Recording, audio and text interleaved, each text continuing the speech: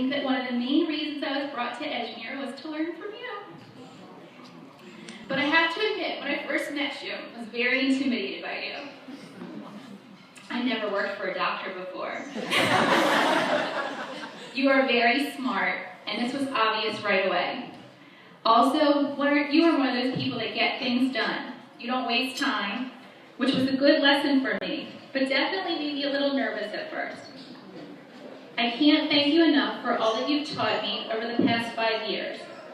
Sitting in meetings with you, whether it be with faculty or staff or just the two of us, I feel like there was always something I could take away from you. You know what makes a good teacher and a good lesson. You know school law and board policies like no one I've ever met.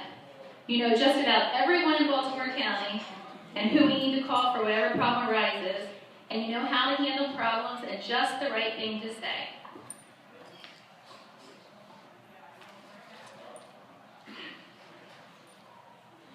I think about some of the decisions that we've had to make, and you would come in the next day and say that you thought about it, and you had this great idea on how we should proceed. This speaks to how wise you are and how well you know people. You always put the needs of children first when making decisions. I'm not the only one, though, who thinks you're a great leader. I polled the faculty to find out what they think makes you a great leader. They appreciate that you are friendly, funny, and have a good sense of humor. It was also shared that you live your life with gusto and with a will to make it count, which makes you a wise woman and person to look up to and learn from. Your staff appreciates that you are there if they need you with an open door, but you do not critique every decision they make. You have a positive attitude with your teachers, and you push them to have a positive attitude with their students. The students love interacting with you. It was also noted that you are able to be calm and focused when addressing challenges, particularly with emotionally charged parents. You validated their concerns while consistently upholding the standards and policies of BCPS, which is a true art. Your genuine concern for your faculty and staff makes you not only a great leader, but a great person. When I think about the time that we worked together, I have very fond memories of my time with you. You have always treated me with kindness and respect, even though I was nowhere near as knowledgeable as you. I have always felt like we were a team, and my decisions and opinions were respected. Thank you for that. As you do with all your staff, you always reminded me to put family first. That has meant the world to me. You never made me feel guilty when family commitments conflicted with work. Your compassion and encouragement helped me learn about the balancing act of parenthood and work.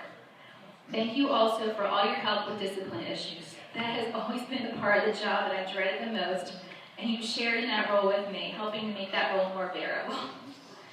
I want to thank you for being a friend. Our jobs can be kind of isolating and lonely at times. There are times when I felt like you were the only one I could talk to that would understand what I was feeling. Talking to you was always such a huge relief to me. You listened to my stories and problems and were a shoulder to cry on when I needed it. You have always given me great advice.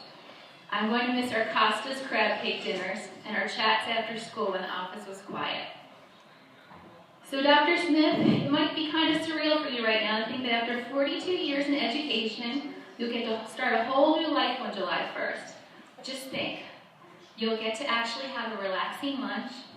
Most of us will probably never get to say that we've been in education for 42 years or definitely a principal for 25 years.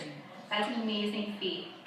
That takes amazing dedication, hard work, and a love for children. On behalf of the faculty and staff at Edgemere Elementary, I would like to say thank you for being our leader, and we are so glad your journey brought you to us. Thank you for being you.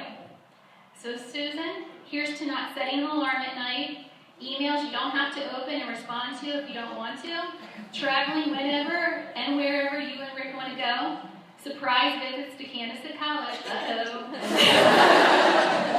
and more days with Chris and your other children and grandchildren. Happy retirement.